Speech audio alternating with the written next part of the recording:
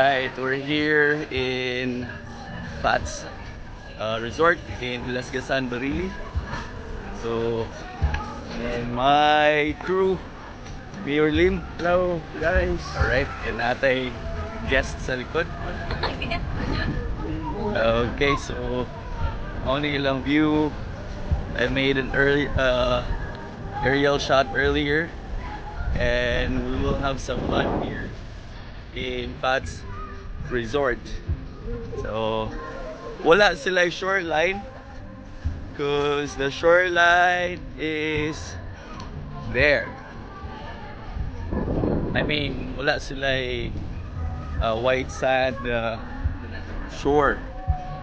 But so far, you will see here na shallow ang ilang water, and you can bring your kids over, and seems that everyone is having fun.